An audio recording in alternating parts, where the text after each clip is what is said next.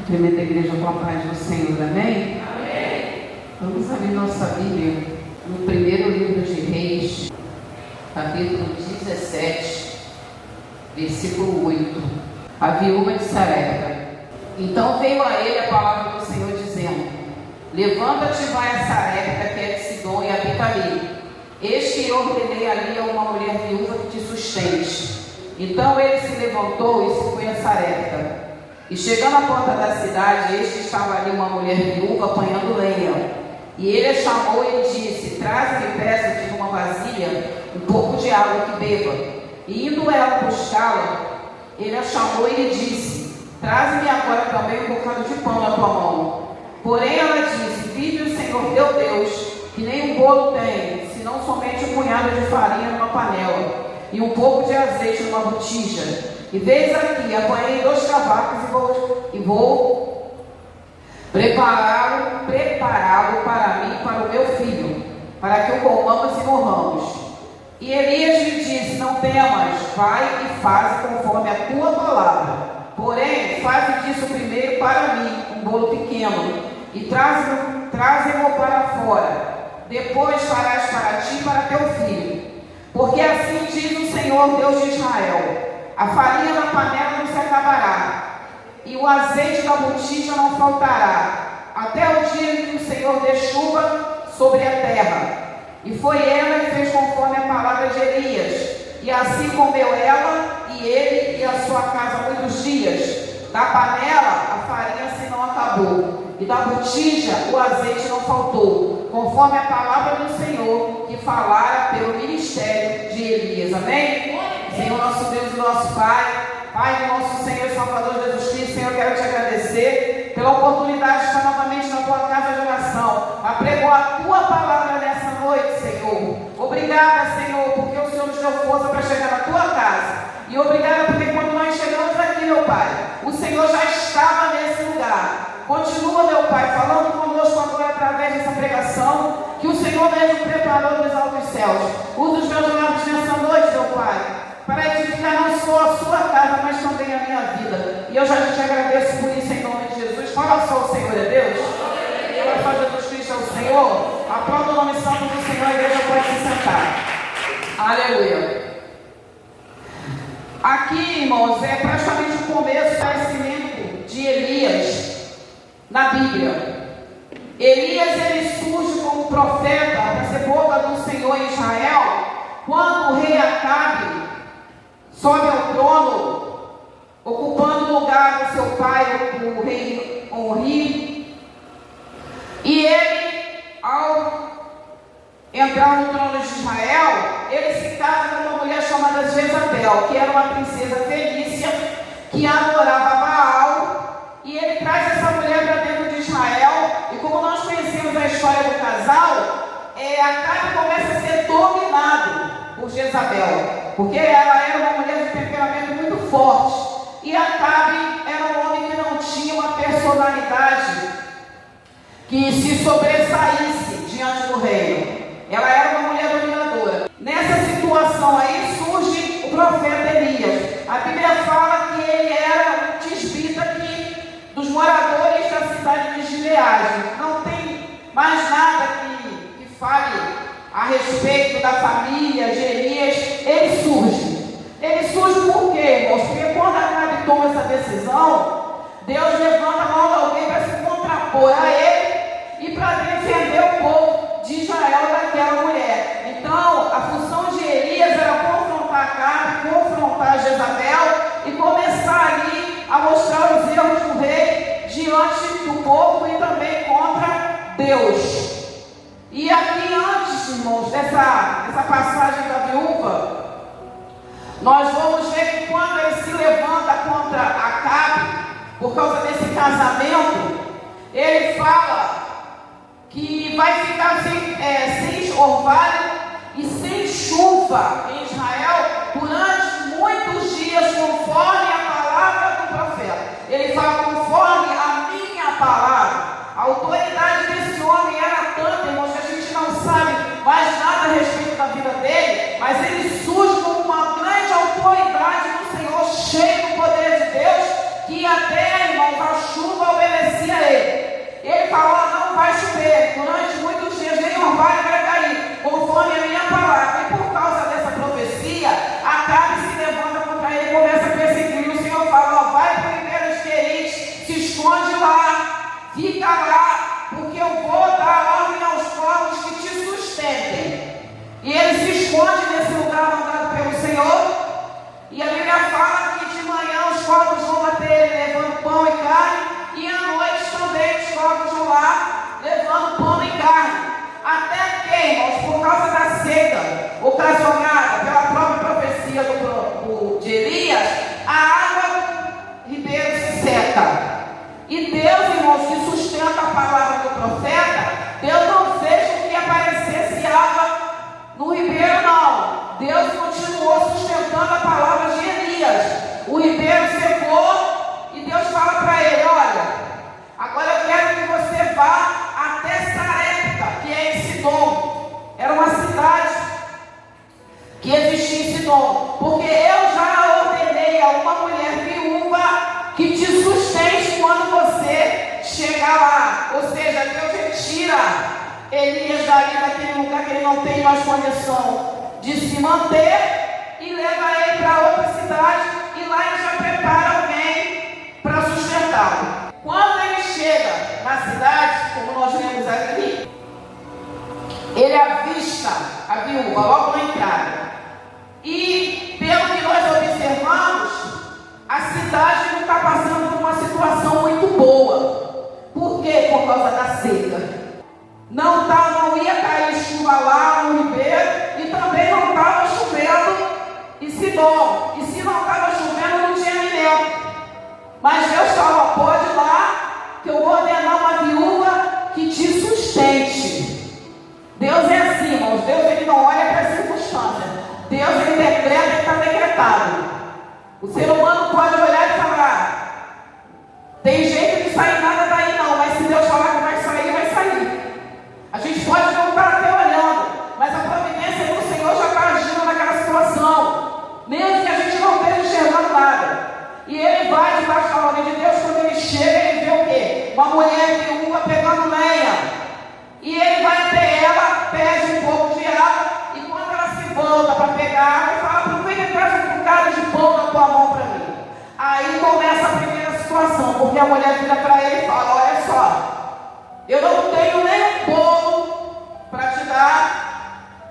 A única coisa que eu tenho é um pouco de farinha na panela e um pouco de azeite na botija. E eu estou aqui pegando esses pedaços de lenha para cozinhar essa pequena quantidade para mim e para o meu filho, para que a gente coma e morra.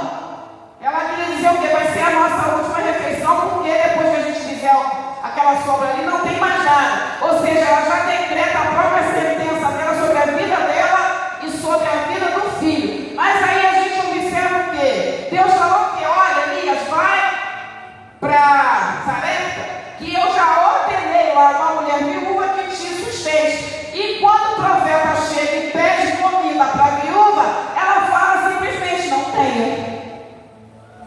Não tenho nem um óleo, um pouquinho que eu tenho para mim e para o meu filho. Ela falou para ele: não tenho nada para sustentar você. E a gente olha assim: mas não foi Deus ordenou para ela? Deus falou que eu já ordenei para a mulher. E a mulher diz um não para ele: eu não tenho. E Elias, irmãos, mesmo diante da negativa da mulher, a gente não vê ele questionando o Senhor, falando assim: Senhor, o Senhor não disse que já tinha ordenado para a mulher me sustentar? Como é que ela vira para mim e diz que não tem? Elias, ele não se deixou levar pelas palavras da mulher. Elias, ele não se deixou levar pela situação que estava se desenrolando. Elias era um homem que andava debaixo da ordenança do Senhor. Elias era um homem que confiava no Senhor. E mesmo que o Senhor tivesse falado para ele: eu já ordenei para a mulher, e a mulher tivesse acabasse de falar para ele não, Elias continuou na posição dele de profeta. Elias continuou na posição dele de crente que confiava no Senhor. Elias não olhou para aquela situação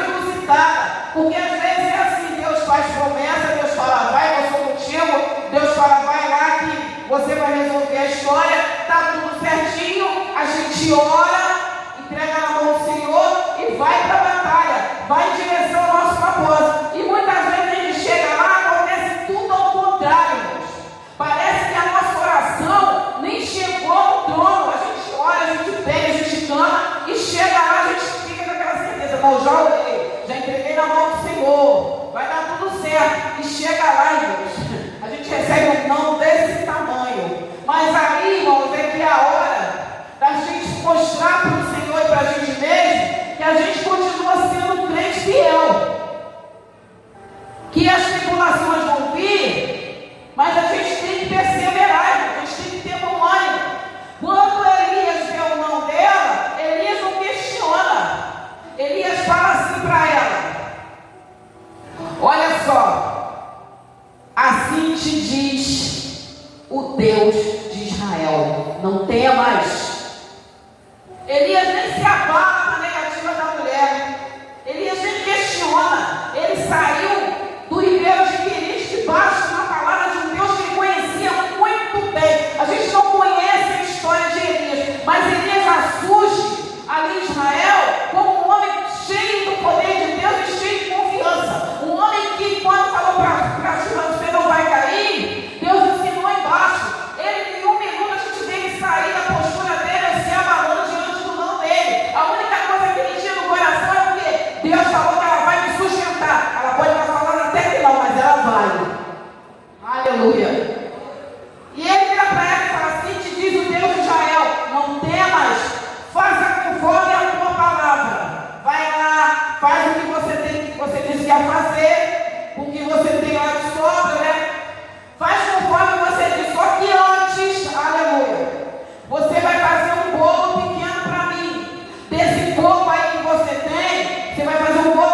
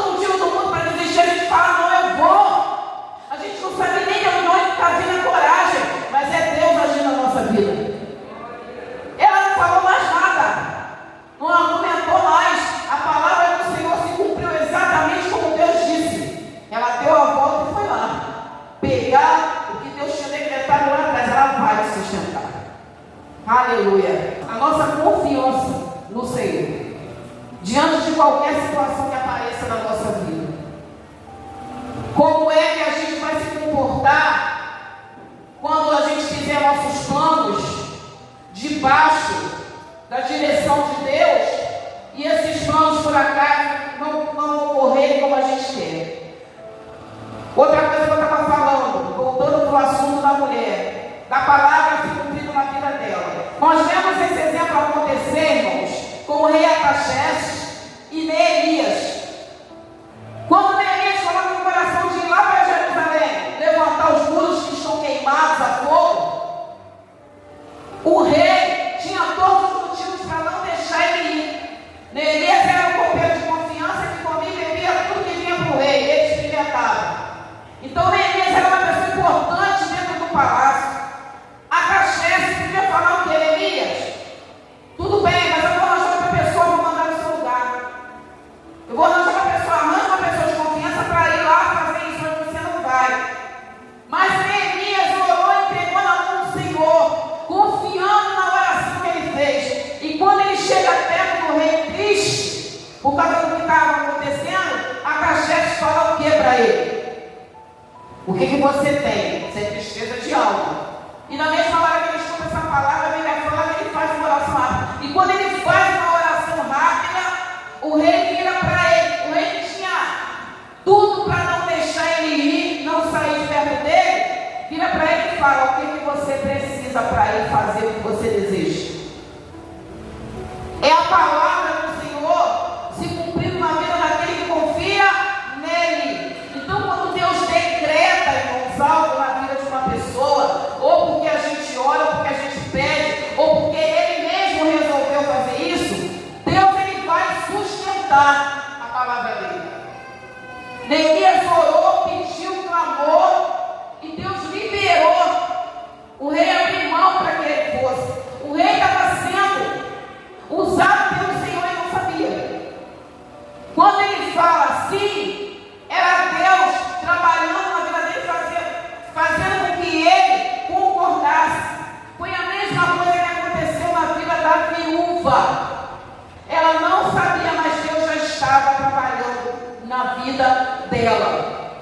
Antes de Elias chegar na cidade, o poder do Senhor já chegou na vida da mulher. Tanto que quando ela tentou, ela nem tentou, irmãos, ela falou a primeira vez, a segunda ela só fez obedecer. E o que nós vimos acontecer aqui, irmãos? A mulher que já tinha decretado sobre a vida dela e sobre a vida do filho dela, a sentença final, já tinha escrito com a mão dela o final da sua história, vê o negócio virar, vê a coisa se transformar. O que nós vemos ali? A farinha da panela não se acabou e o azeite da botija também não. E a Bíblia fala que eles comeram por muitos e muitos dias. Aleluia. Então, irmãos, essa é a mensagem que eu quero deixar para a igreja nessa noite, no culto de libertação. O Senhor me deu uma palavra, uma frase assim: não tem não do homem que se sustente diante do sim de Deus. Aleluia. Não tem, irmãos. Se Deus entrar na história, aleluia, se Deus entrar na situação, não tem não do homem que se sustente diante do sim de Deus. A viúva disse não, só que Deus, antes de Elias chegar na cidade, já tinha dito sim, através da vida dela. Ela falou não a primeira vez, na segunda vez ela não teve nem força, porque Deus já tinha decretado. Então Deus vai decretar algumas coisas na nossa vida, Deus vai decretar algumas situações na nossa vida. Mas por que Elias, irmãos, ele confiou, mesmo na situação adversa? Porque ele era obediente a Deus e ele confiava no Deus que ele servia. Então que a gente possa, irmãos, continuar confiando no Deus que a gente serve, obedecendo ao Senhor, porque Elias passou por muitas dificuldades. Teve uma hora que ele achou até que ia parar, mas quando Deus falou para ele: Elias, sai dessa caverna, ainda tem 3 coisas para você fazer. Mesmo ele falando que ele não aguentava mais, ele obedeceu, ele desceu e foi fazer o que Deus mandou. Então que a gente esteja sempre obedecer a Deus, para confiar no Senhor, para ver o poder do Senhor acontecer na nossa vida, na nossa história, e em todas as situações que a gente se envolver. Porque a palavra que Deus decreta na vida do crente não cai no chão. E que a gente tenha certeza, se a gente confiar no Senhor, o que Ele prometeu na nossa vida, vai acontecer. Se a gente não se espantar, não temas nem se espante, porque eu sou contigo para te livrar. É isso que o Senhor vai falar para nós, assim como falou para Jeremias, mas que a gente possa estar disponível para obedecer ao Senhor e confiar nele. Amém? Vocês possam ficar com essa palavra nessa noite em nome de Jesus.